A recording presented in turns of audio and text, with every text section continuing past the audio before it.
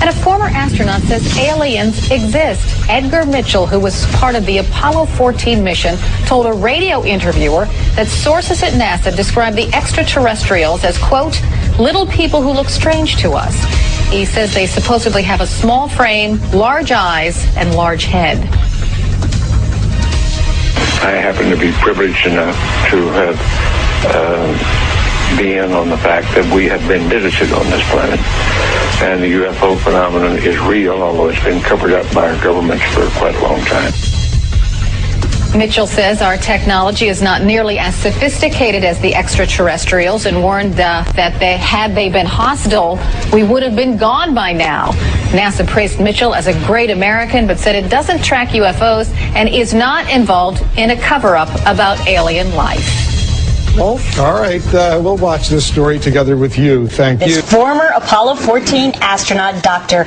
Edgar Mitchell was on a radio show over in England, and he says that for 6 decades the government's been covering up the fact that aliens do exist. Guess who's joining us on the phone? Dr. Mitchell, good morning to you.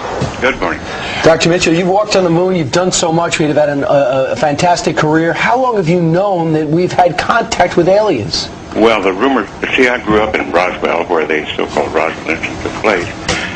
So the local lore I've known for 60 years. Mm-hmm. But, however, as a result of my astronaut experience, some of the old-timers, I call them the old-timers. I've never had a first-hand experience. I mean, I've never seen the UFO. But some of the old-timers of that period who were hushed up thought I would be credible, and they wanted to pass on their story before they passed on.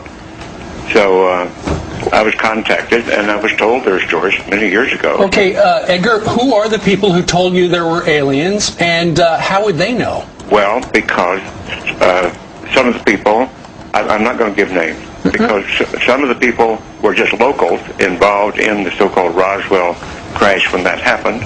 And also, my folks were ranchers in that area, and we knew all the ranch people. So people who saw something. Beg your pardon?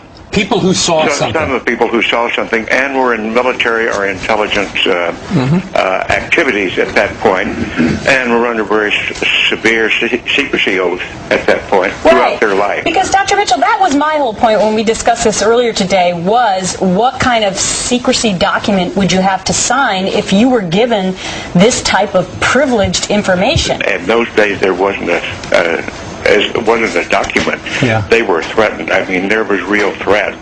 You're not going to talk about this. What, from the government threatening? Yeah, right. Now, let me ask you, you said that these creatures are small, with big heads and big eyes? We don't know that. I don't know that personally. I haven't seen them. But is that what they told you? Is that what your sources told you? That's what the lore is. I mean, the normal... But who told you about the lure? Like about what, please? Like, for example, when you talk to these people who wanted their stories to live on because they won't. It was just to confirm that the Roswell incident did take place, and it wasn't, the government knew it was an alien spacecraft. Now, it was about 10 years ago, you had a press conference where you laid all these facts bare. You talked about this in public. I actually went to the Pentagon and was talked to intelligence officer at the Joint Chiefs of Staff. Yeah. And he said, I don't know about this, but I'm going to find out. All right. And he eventually called me back and said, you're right, but he couldn't get in and get access to it. What's that guy's name?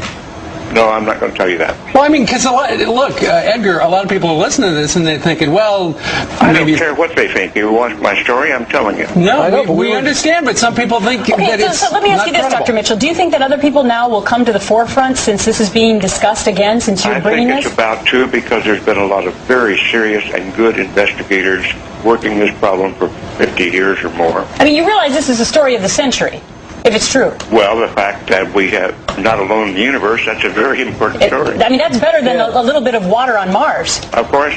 Yeah, absolutely. And let me tell you, it beats water on Mars, and the fact that these little creatures are nice and smarter than us is it bigger news. Dr. Edgar Mitchell, we thank you very much for joining us on the phone to try to straighten things out, and we thank you for getting up early this morning down there in Florida. One more thing. It got mixed up that this had to do with NASA. It doesn't have anything to do with NASA. Okay, just thanks other for the sources. clarification. All right, thank you, sir.